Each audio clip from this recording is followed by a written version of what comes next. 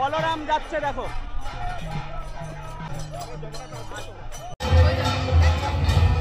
জয় জগন্নাথ।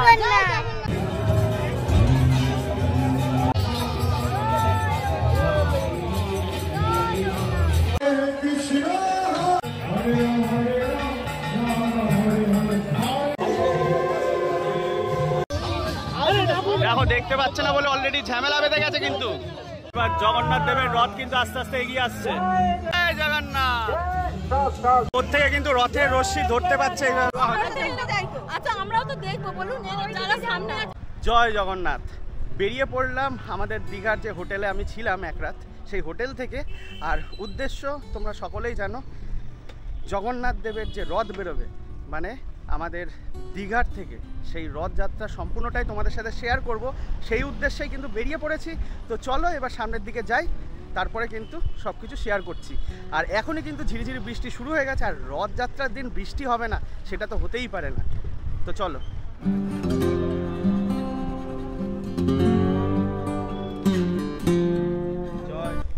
তো সকাল সকাল তো টিকা লাগিয়ে নিলাম কপালে। আর তোমরা কি ভেবেছিলে কখনো দীঘায় এসে এরকম তিলক কাটবে?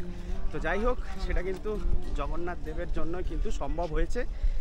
তো যত কিন্তু মন্দিরের কাছে যাচ্ছি তত কিন্তু ভিড় বাড়ছে, আর প্রতিটা জায়গায় কিন্তু প্রচুর ব্যারিকেড দিয়ে আটকে দেওয়া হচ্ছে, মানে আগাম সতর্কতা হিসাবে, যেহেতু ভিড় হতে পারে প্রচণ্ড। আর আমরা তো অনেক সকালে বেরিয়ে পড়েছি।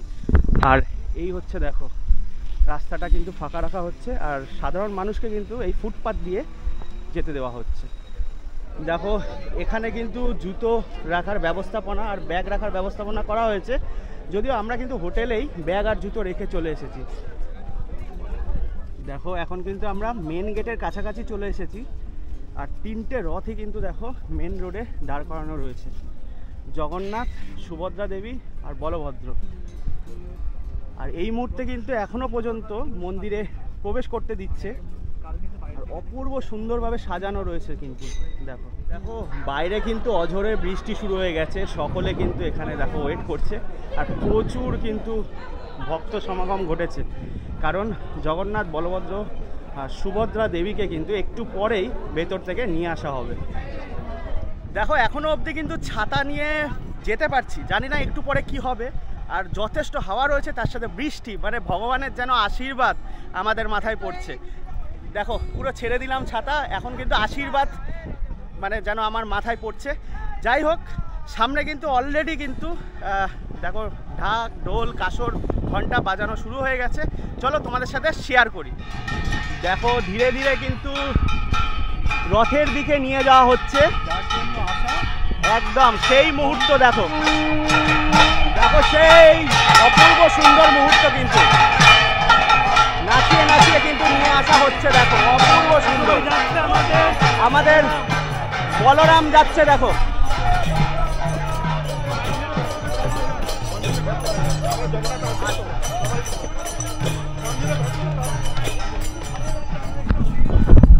কোথায় থাকে ছাতা? এত অপূর্ব সুন্দর দৃশ্য দেখতে দেখতে মানে ভগবানের আশীর্বাদ মাথায় নিচ্ছি, কারণ বৃষ্টি হয়ে ঝরে পড়ছে। আর এবার কিন্তু ভেতরে প্রবেশ করব, কারণ জগন্নাথ দেবকে কিন্তু আনা হবে। তো যাই হোক, চলো এবার এগিয়ে যাই। জোরে বলো, কি বললে আরেকবার জোরে? জয় জগন্নাথ। চলো আস্তে আস্তে মন্দিরের ভেতরে যাওয়া যাক, যদিও মন্দিরের ভেতরে ফুটেজ তুলতে দিচ্ছে না, যতটা পারবো তোমাদের সাথে শেয়ার করব। আর বাইরে কিন্তু অঝোরে বৃষ্টি।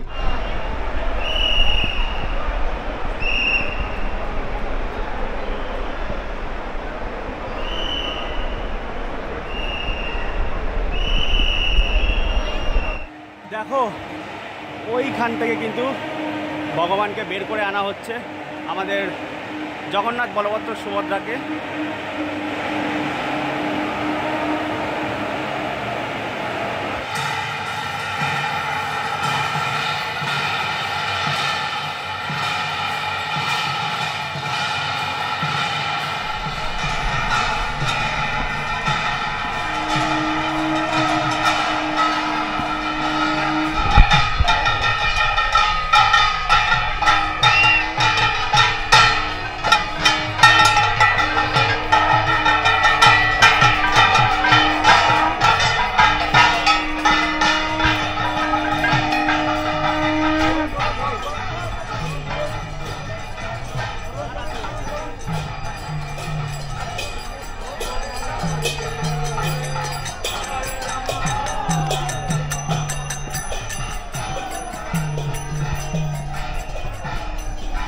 ভিজে স্নান করে যাচ্ছি, অঝোরে বৃষ্টি পড়ছে, কিন্তু তার মধ্যে কিন্তু তোমাদের কোঅপারেট চাই, মানে কোঅপারেট বলতে তোমাদের শেয়ার চাই, তোমাদের ভালোবাসা চাই।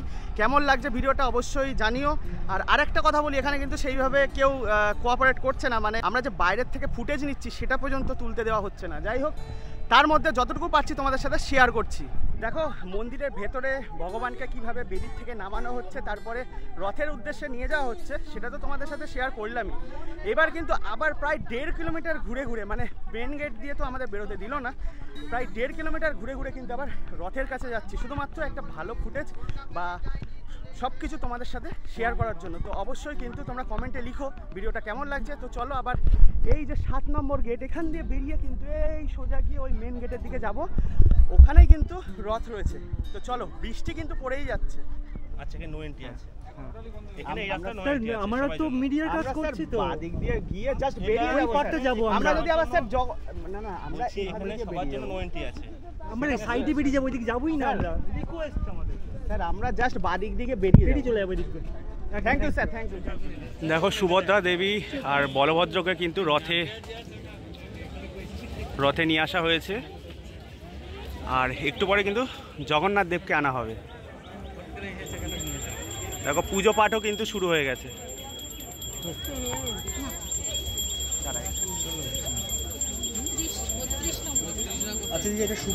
আর দেখো মাঝে রয়েছে সুভদ্রা দেবীর রথ। দেখো সুভদ্রা দেবীকে কিন্তু নিয়ে আসা হয়ে গেছে, এক্ষুনি এখানেও পুজো পাঠ শুরু হয়ে যাবে। জগন্নাথ দেবকে রথে তোলা হবে, ভেতরে অলরেডি কাসর ঘন্টা বাজছে।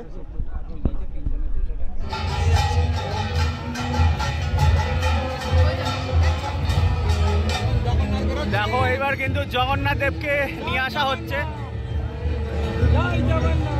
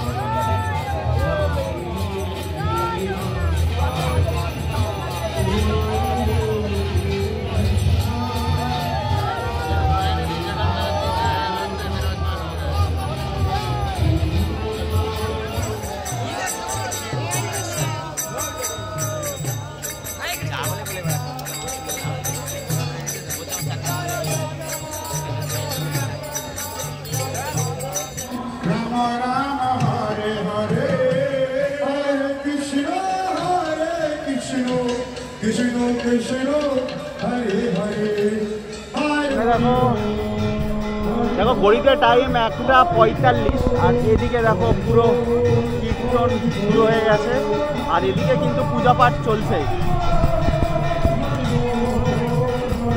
উপরে ওঠার জন্য তোড়জোড়, মানে কে আগে দেখবে। দিদিভাই কিছু দেখতে পেয়েছেন? ও দিদিভাই কিছু দেখেছেন?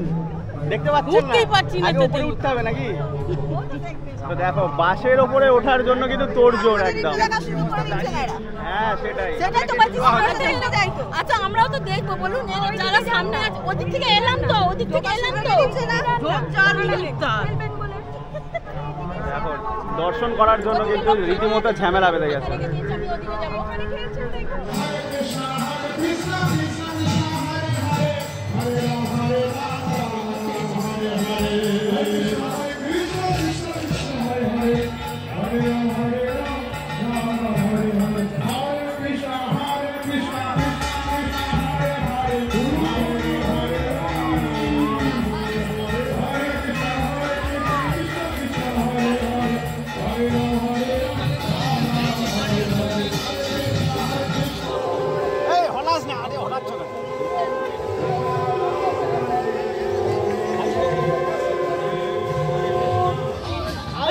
দেখো দেখতে পাচ্ছে না বলে অলরেডি ঝামেলা বেঁধে গেছে কিন্তু।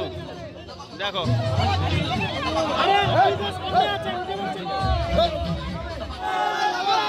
দেখো শুরু হয়ে গেছে কিন্তু রথ।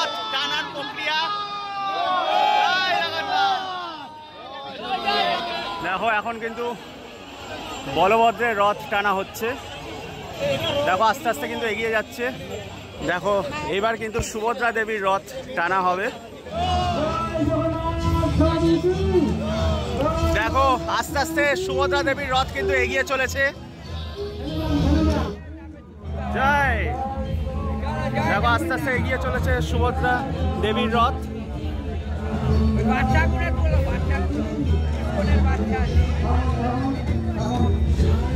জয় জগন্নাথ, জয় জগন্নাথ, জয় জগন্নাথ।